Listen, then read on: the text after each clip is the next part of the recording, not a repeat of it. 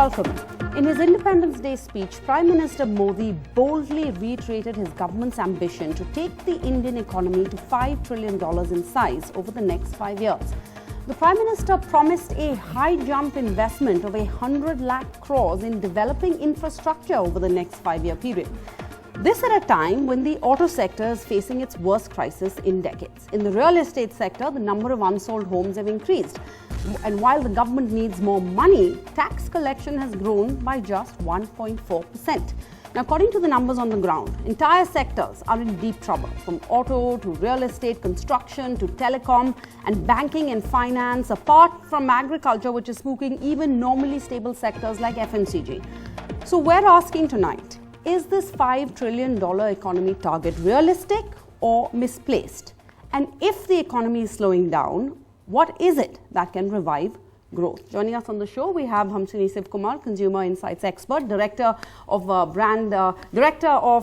Leapfrog, former VP Strategy and Planning at JWT. We have Mihir Sharma, economist, columnist, author of Restart, The Last Chance for the Indian Economy. Vinkesh Gulati, Vice President, Federation of Automobile Dealers Association. And Sunny Kataria, he's a VP of the OLX Group. Needs no introduction. OLX, one of the most popular e-commerce platforms in India. Rohit Azad, Professor of Economics at JNU. Samir Kochar, Chairman of Scotch, the Scotch Group, which identifies itself as a private think tank dealing with socio-economic issues. Dr. Geeta Bhatt, a political analyst affiliated with the RSS, and Mr. Gurcharan Das, economist, author, former CEO of Procter & Gamble. So I want to just get opening arguments from everyone and understand where all our panelists stand on this issue right now. Vinkesh Gulati, to you first. When you see the headlines coming out of the auto sector, as we've seen over the past few weeks, keeping that in mind, when you heard the Prime Minister's proclamation at the Red Fort, what went through your mind? Is this government in denial that the economy is in trouble? See, actually, the auto sector is in a bad shape as of now. It's already there in media. We are completing now 11 or 12 months of degrowth, and this is the worst July since 2001. So after listening to the Prime Minister, we had a hope that if they have given such statements, they will give some fiscal stimulus to the market to at least get that growth back. Because if you talk of the manufacturing sector, the auto sector comes around 50-57%, and auto sector is 7.8% of the GDP. So such a big sector cannot be left apart to cover that 5 trillion economy what they are suggesting. So we are hopeful that there would be some stimulus coming towards our way in future, maybe a month, 2 or 3 months, but it will be there somewhere. Mihir, so the PM's speech has actually given hope to the auto sector, for example, and really that is the job, one would say, of the Prime Minister, to at least there's hope. But is it misplaced? Because where is this investment going to come from? Because Mr. Gulati is talking about some kind of a push to the sector. Does the government have the funds? Does it have the luxury, the space, or is it in a corner when it comes to finding money for that big push? The government is very, very short of money.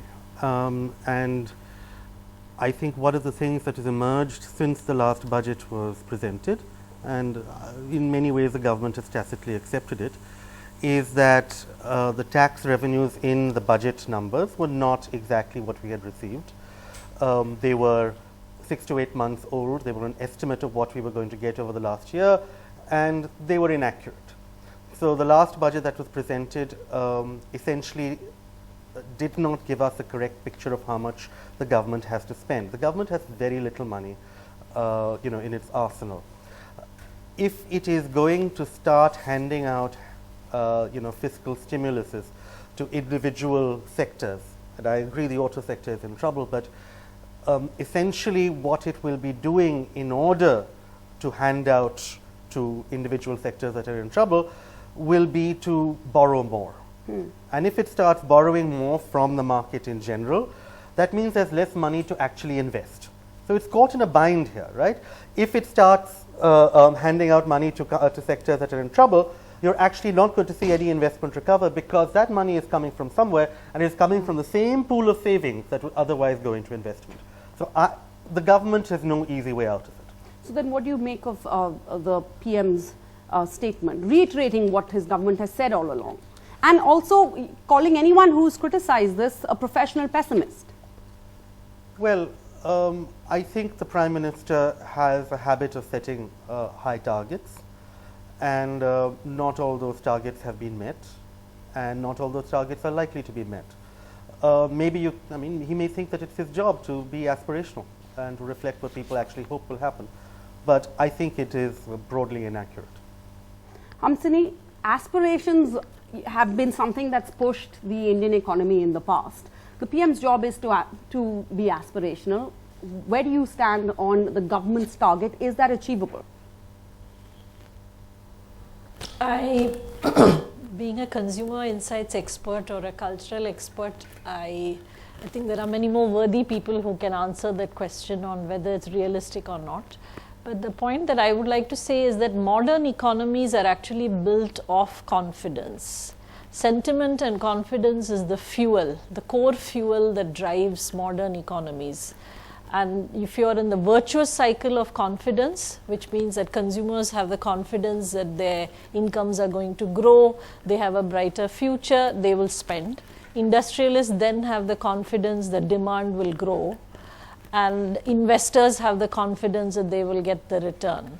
So getting the right level of confidence and making sure that that stays in the virtuous cycle and doesn't slide down into a vicious cycle of negative confidence, that's absolutely key. And perhaps that's the reason why this kind of a very bullish and very optimistic kind of speech and tone was set by the Prime Minister. Mr. Azad, so, setting aspirations, is there also a danger of setting them too high?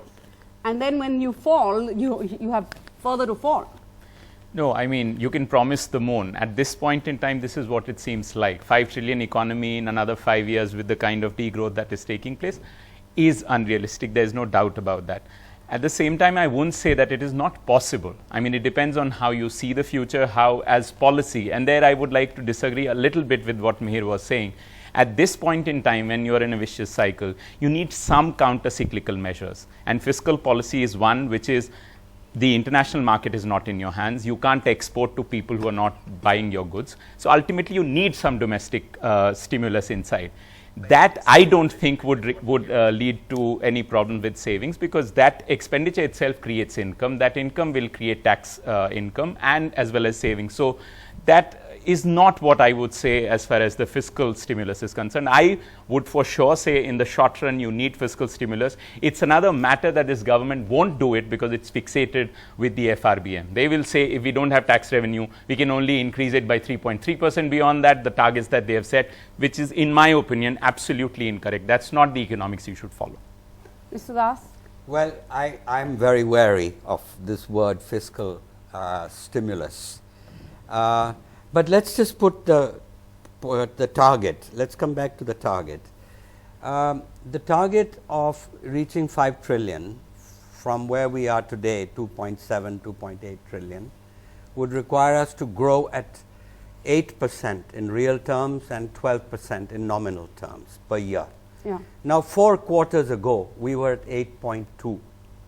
Today, and the problem has been actually going, it's not right now, for the last 4 quarters, we have plunged down to 5.8.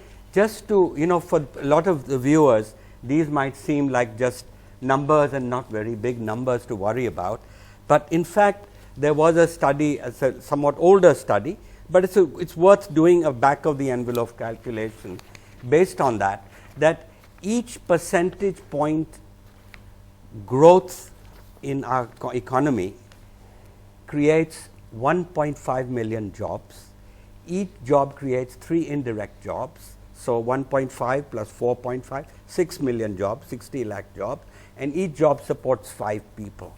That is 30 million, 3 crore people. You bring a smile to their faces if you grow by 1%. Now we have dropped by 2.5% almost. So you can just calculate the pain.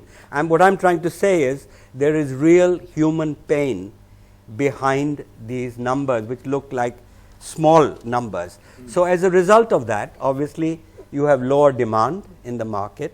and India is a consumption-driven economy. So you have inflicted pain. Let me give you one more statistic. This is the pain for the consumer, the customer, but the pain for the company. You know, this is a somewhat less known statistic, which is that our corporate earnings in India, the pain of to the corporations, corporate earnings in India was 7% of GDP in 2007. Correct. It so happened that America, US also had 7% of GDP corporate earnings.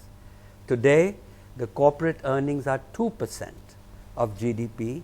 The US corporate earnings are 10% of GDP. Now, this also explains why there are lower taxes with the government, why there are lower, the jobs have gone away, and why there's lower investment. So corporate earnings also across the board have been falling in the last few quarters. Yeah, and actually, not only few quarters, it's a longer term trend. So I just thought these two statistics bring out the suffering that is there. Now, about the target itself, we have grown 8% in the UPA 1. We grew at an average of 8% almost at that time, and so it's possible to do it. And the problem with the fiscal stimulus is, one, Mihir has just told us there's no money. Yeah. Even the numbers budgeted, we don't know where those money will come from.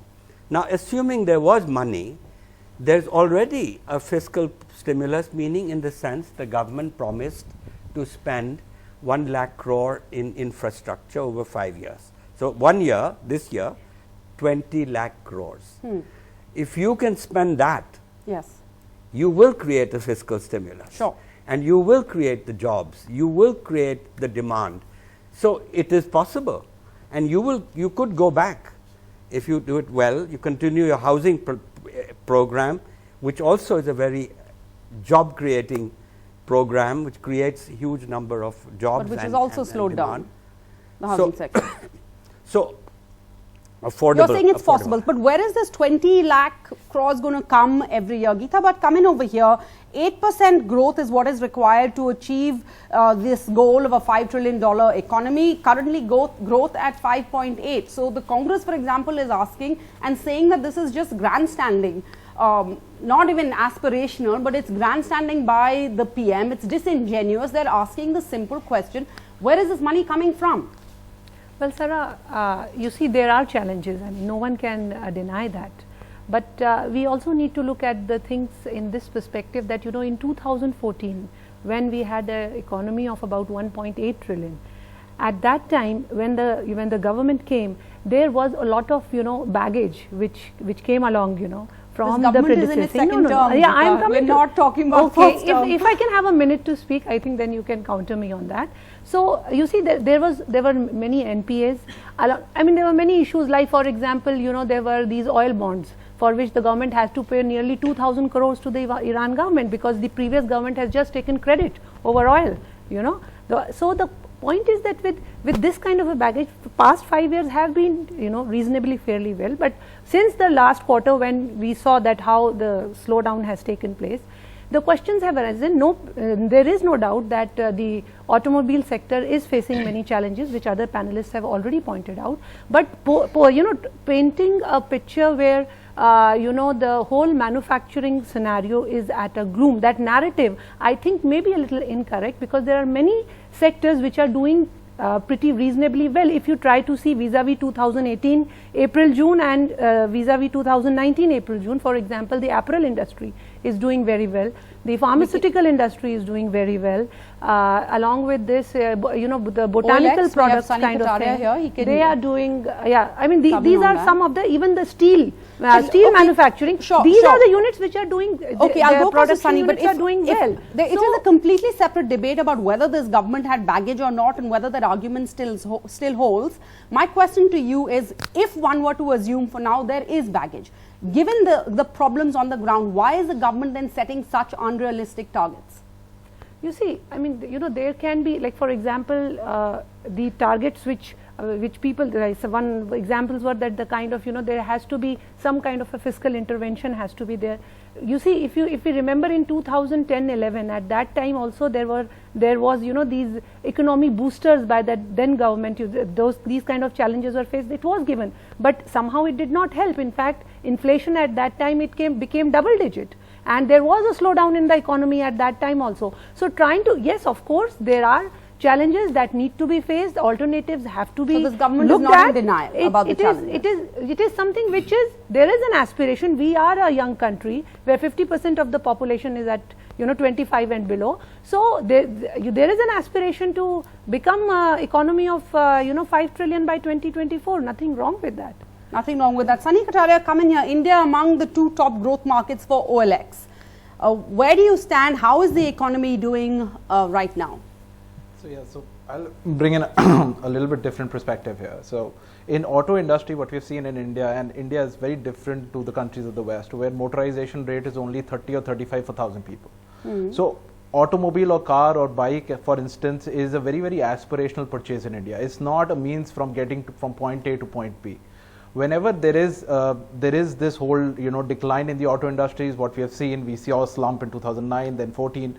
We have seen that the market kind of picks up after that. In pre-owned cars specifically, so we run this business in 40 odd countries across the world, the marketplaces that we have. And what we have seen is that whenever there is some kind of decline or there is some kind of stress in the economy, if I were to call it, the used economy just kind of springs up, it spirals up. And we have seen this in used cars as well. Correct. In used cars specifically, Phones, we have cars, etc. Yeah, cars, white goods, everything. Used cars specifically, we have seen around, and we are one of the largest player in the country in used cars. We have seen 16% growth in terms of listings and 20% growth in demand in the last 3 months. However, I mean, just to kind of set the perspective here, is that it doesn't mean that we will carry on this growth throughout. At the end of the day, most of our supply comes from new cars. The cars which are sold 3 years back are the cars which are coming into the system today. And today, used cars do throw a very attractive deal to the customers because they have to pay 20-30% less. At the same time, they get cars which are with insurance, with warranty, and it's an easy thing for them. Whereas for new cars, the whole thing is much bigger. But a spike in the sales of used goods is another sign that the economy is under stress, is what you're saying. When used goods do well, it's a sign that the economy is under stress. We have seen these trends, whether it was Argentina, which saw stress, or whether it was Dubai, where we saw similar trends happening. Okay. Sameer Kochhar, you've put together a series of essays by leading economists, etc., called India 2030. I'm presuming that's the book you brought with you. But in 2030, do you see this government having achieved this dream? Is it going to be a reality? Is it going to stay just that, a pipe dream? I'm an optimist. So if you ask me whether this 10 trillion by 2030 is possible, yes, of course it is possible. How? If the question, so you actually have to, so whether you talk about 10 trillion in 2030 or you talk about 5 trillion in 2024, if you look at the economic factors, some of that I had shared with Gurcharan Nahi, brought it out that you have to grow at 8%, 12% has to be nominal growth. Going a step lower, you actually have to have capital formation of 32%. Now, has 32% capital formation never happened in India? The answer is yes, we've had even 36%. Okay. You also need an incremental capital to output ratio of 4. Is it very ambitious? The answer is no, we've even seen 6. So, Mihir talked about that where is the money? There is no money. I agree, currently there is a fiscal problem, but has every recourse to getting money been exhausted? The answer is no. The game is still wide open. Okay. So, can this money be generated? The answer is yes. Can the investments come in? The answer is yes. Can it even theoretically possible that this is possible? The answer is an absolute yes. But to do 5 trillion and do nothing and do this gloom and doom scenario, we are just going to put the entire country into depression, and all of us have to be very wary of doing that. So, if you ask me where is the going to money come from? First area is that our exemptions on income tax and other things itself total to about 2 lakh crores. Why should we not get rid of all of them? This country has got zero estate duty. I was reading some industrialist is going to hand over 50 billion to his son. What does the country get? Why there is no estate duty? Okay. Why does software exports still need income tax break? They take income tax break, they make money, and then they donate to NGOs and they buy political power. Why should that be allowed? then why should the tax base not be widened? Why should GST not be rationalized? So very far from it. The second thing is, so this is the measures that government has very well within its control. If they want to do it, they can do it. Second is, can they not borrow?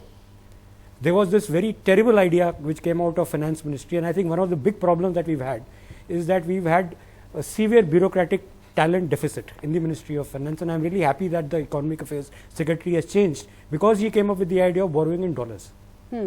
But we can borrow very much in rupees. Why can't there be masala bonds, rupee bonds that are listed on the GRIFT City and they're traded internationally? Who stops you from doing that?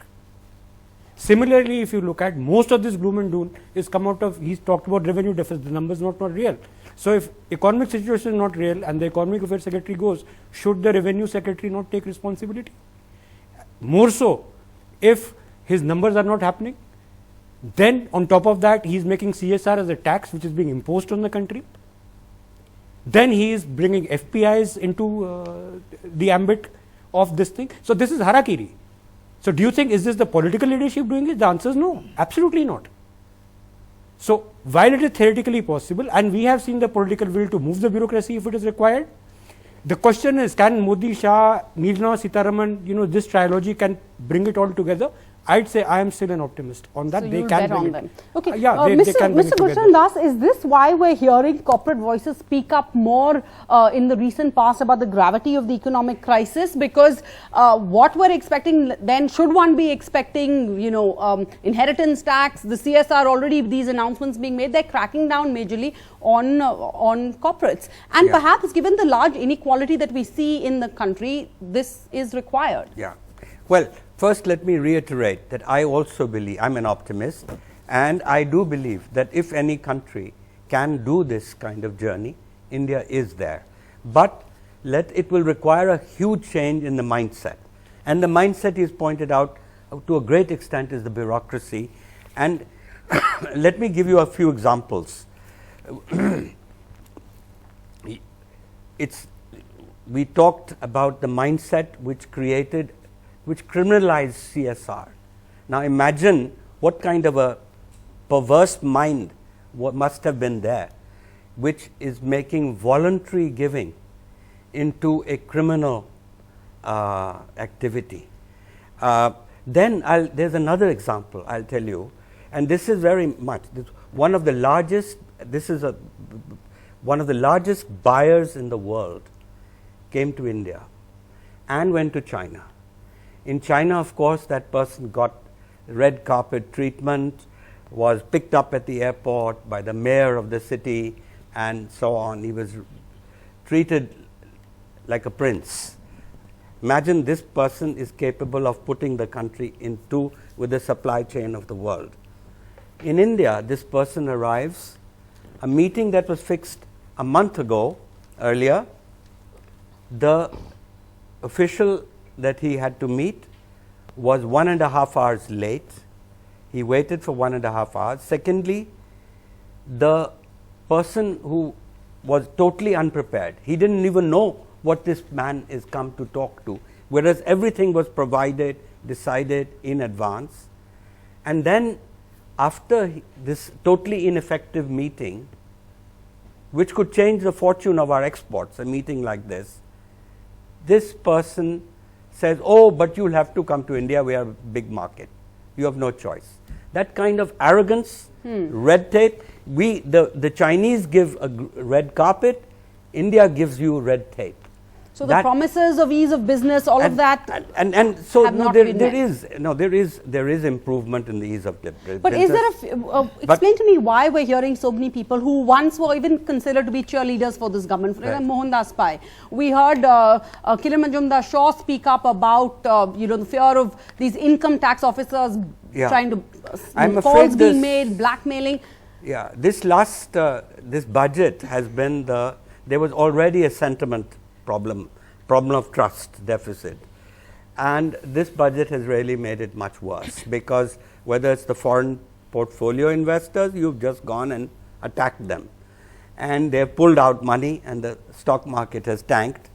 But the worst consequences of these, and I could give you many more examples like this, the kind of mindset that produced the angel tax. Angel tax has gone away.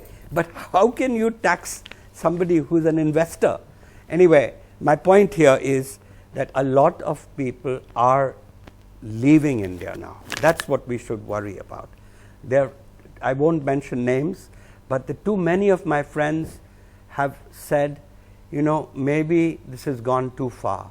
Why don't I just go and make my residence in Dubai or Singapore? The tax rate is 15% and I'm not harassed by the tax department.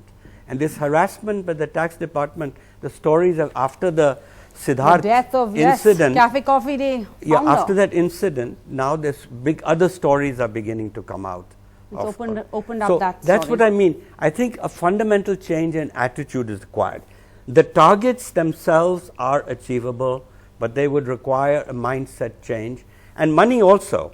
Money, I would say, you know, there are 1,825 public sector units in the central and the state governments. 25% are zero. They're not producing anything or they're totally dysfunctional. We are spending on these 25% of the budget of the center and the states goes into supporting these enterprises. So just get rid of them and you will be able to not only save money, but you'll be able to make money. So there are ways of raising money. Okay, let's get in somebody. We have somebody here in the audience. Rupa, आप क्या करते हो? मैं door to door service करती हूँ, मैं beauty parlour का काम करती हूँ और जो कि आजकल बिल्कुल लोगों के पास पैसे नहीं हैं, तो बिल्कुल खाली हो चुकी हूँ मैं और मेरी 3 बेटियाँ हैं, तो मैं कैसे घर चलाऊँ ये मुझे बताइए। कि जैसे पहले मैं काम करती थी, मेरे पास बहुत सारे बुकिंग्स होते थे, अब तो कॉल ही नहीं आती है। इतनी सारी कंपटीशन हो गई लोगों के पास, अच्छा आप इतना डिस्काउंट दे दो, पर इतना महंगाई हो चुका कि मैं भी कहाँ से दूँ डिस्काउंट ना।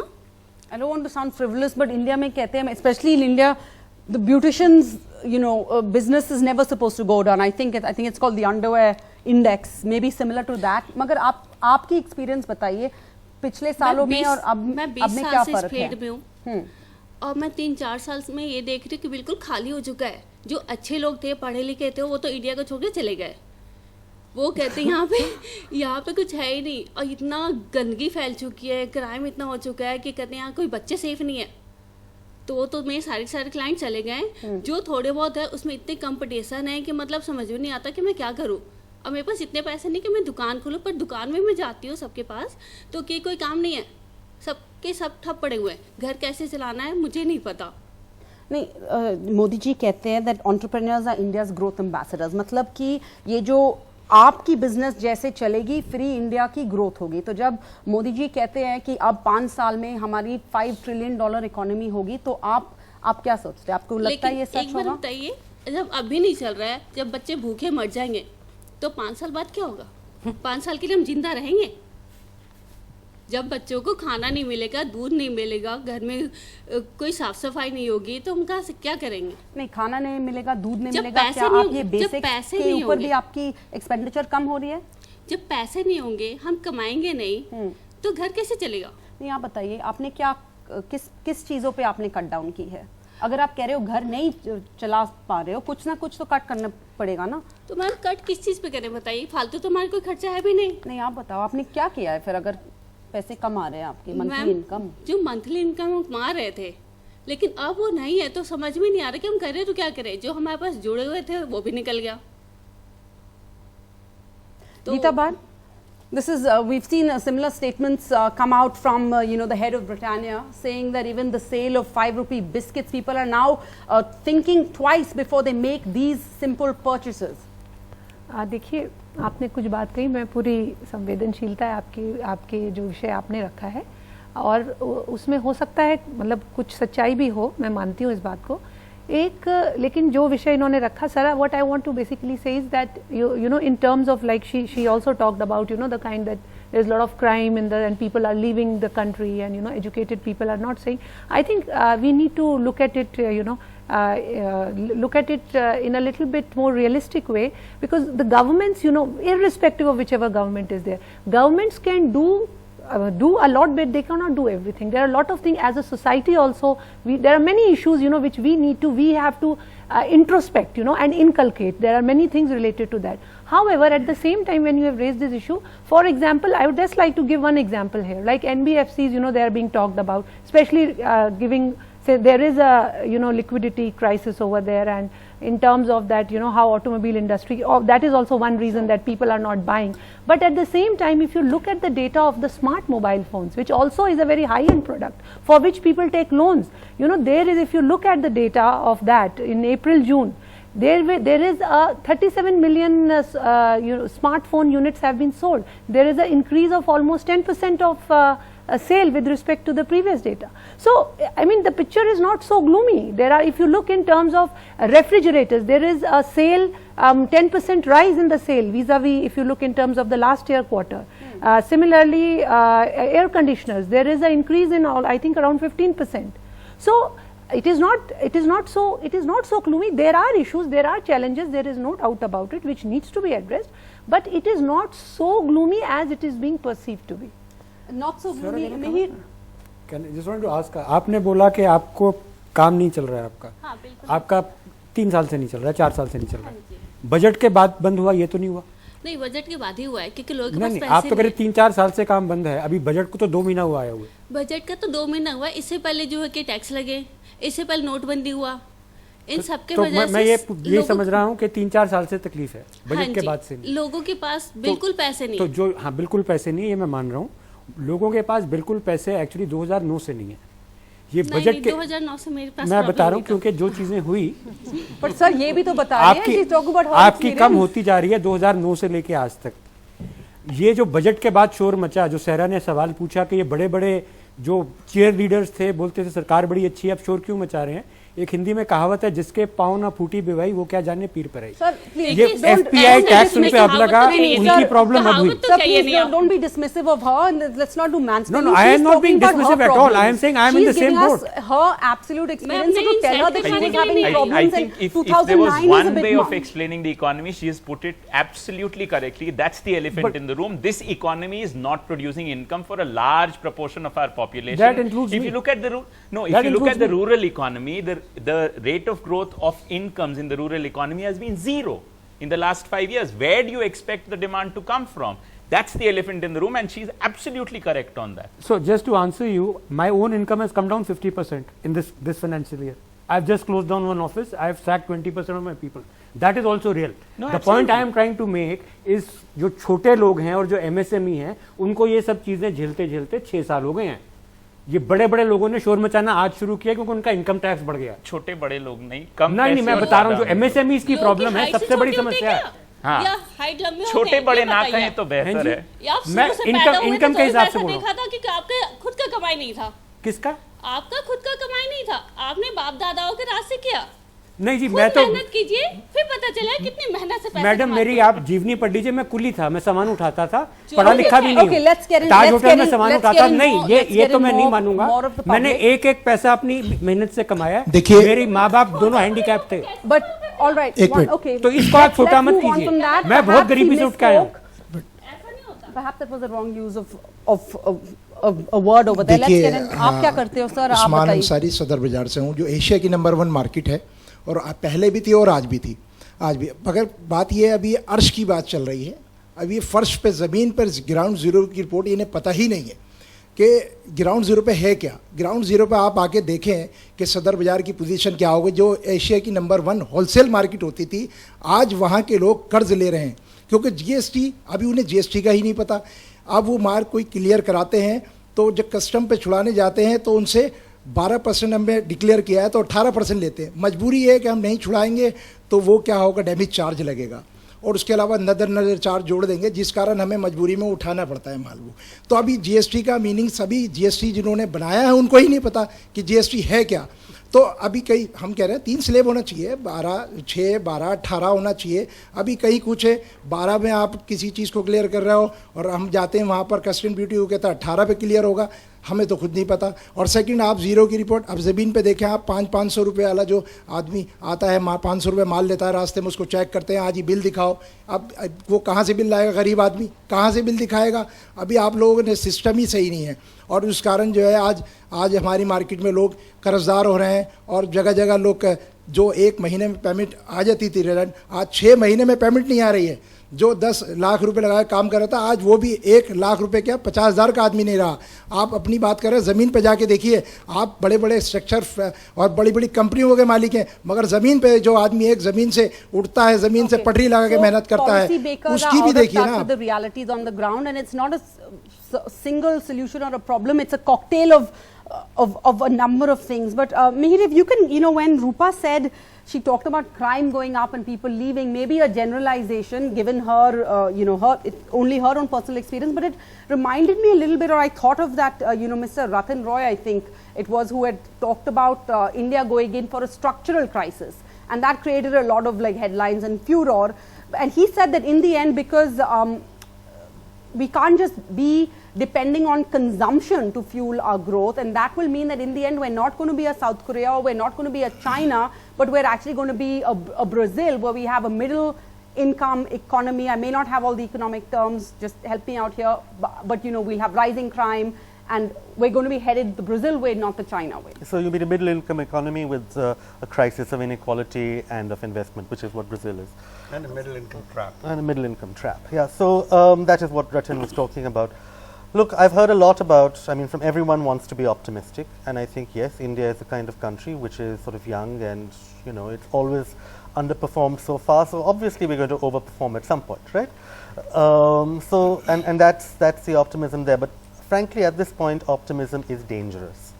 And optimism is dangerous because it leads to the kind of overconfidence and arrogance that Gurcharan was talking about. If you assume that, if we, without doing anything very hard, we will in fact get to 5 trillion, 10 trillion at good, this thing, we'll eventually wind up as South Korea or even as China, where it's not going to happen. And we are at the position at this point where unless we have a certain amount of urgency, unless we accept that the problems aren't, since 2009, since 2004, they've multiplied and we have very specific structural problems at the moment, all right? We can't go around saying there are other ways to raise money, because frankly that leads to tax terrorism and again to capital flight and to people leaving.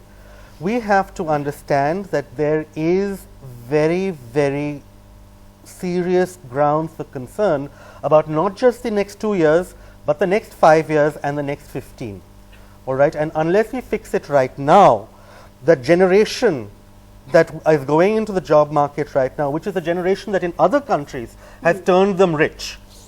Yes.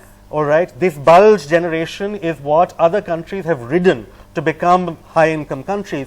Unless we do it immediately, we'll miss the boat and be middle income forever. Well, let's go across to the generation. We have some of them here because there seems to be a lot of confidence. Anyone there seems to be a lot of confidence in the government. Simply going by the fact that the government was re-elected on such a huge margin. Majority. Let's get some reactions. Okay, so my question is to you. My name is Pratiksha, and sir, the government, this government, even the previous governments, they have always focused on erasing the farmers' taxes and the debts of farmers. So why don't we actually focus on building new infrastructures, providing them with more technology? Don't you think that would be a good point to actually achieve the goal of 5 trillion economy? Okay, let's get more reactions, because the slowdown in consumption is actually coming from the rural sectors, right? Both. So, an RBI survey which I read that in Mumbai, the average cost of a house is equal to around 74 monthly incomes. I could not even imagine the plight of a normal common Mumbaikar. But do you think that this is indicative of a larger overvaluation of the housing market perhaps?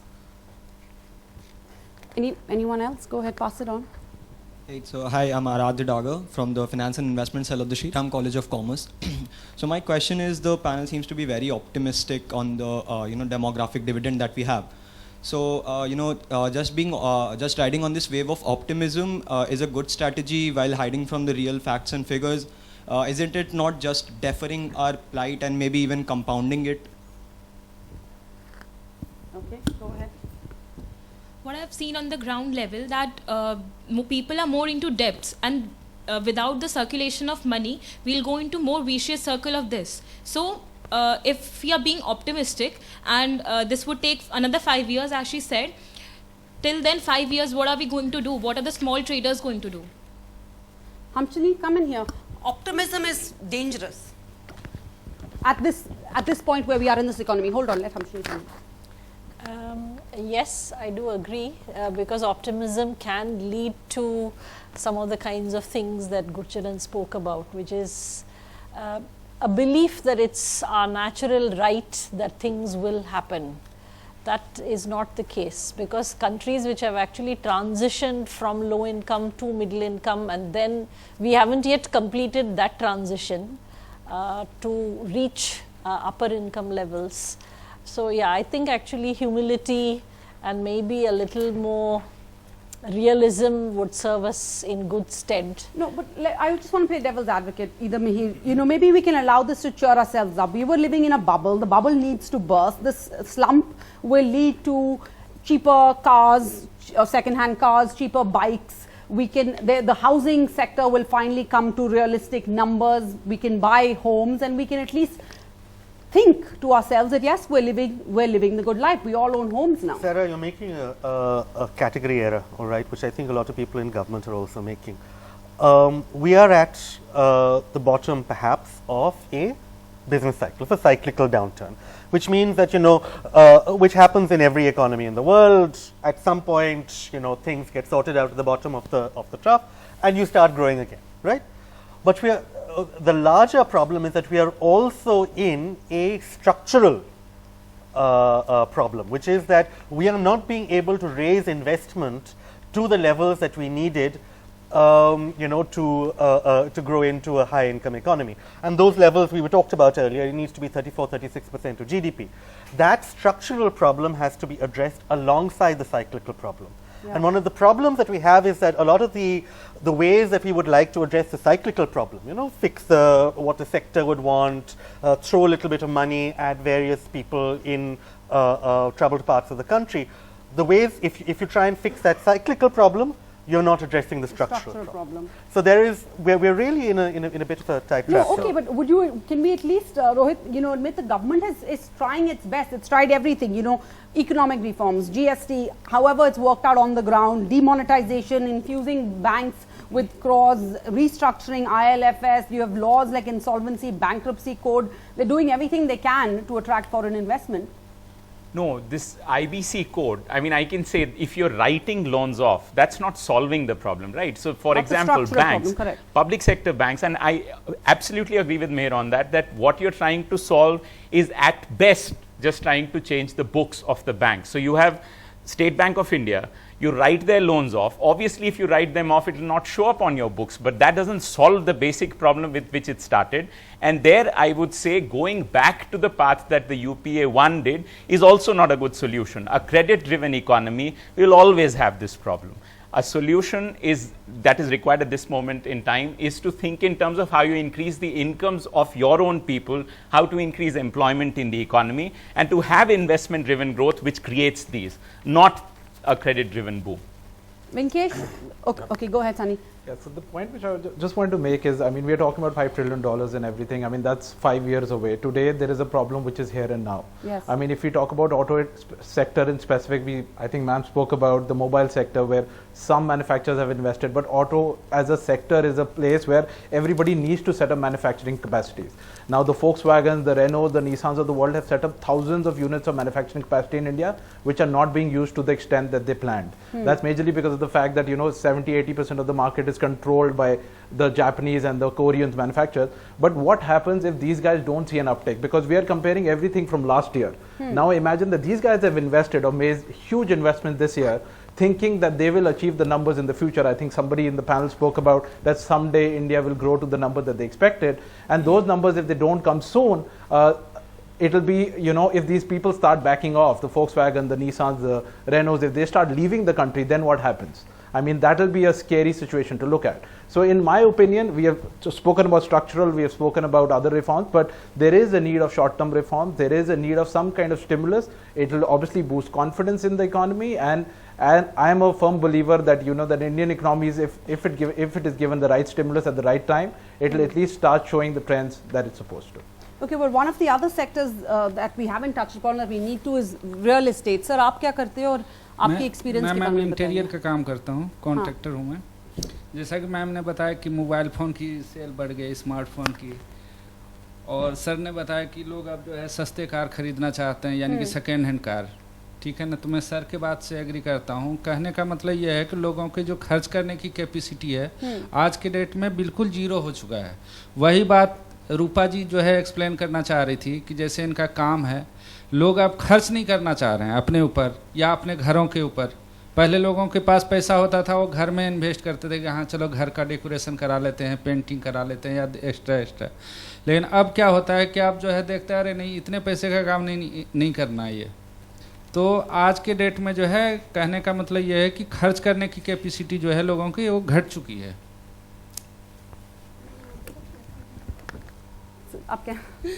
All right, so can we just get a quick, what is the solution then? Mr. Das, go ahead. Well, I think we are confusing two issues. One is the today's problem, the real slowdown and the pain that is being experienced, which has been expressed by so many people. Then we are talking also at the same time of a target of 5 trillion, 10 trillion, 4 years out, 10 years out. And I personally think that it is achievable. Both are achievable, but it will require some pain. And I don't think pain meaning, like, for example, you know, the question is, where is the money going to come from? I suggested one of the things you have to do is get rid of a lot of the bleeding public sector.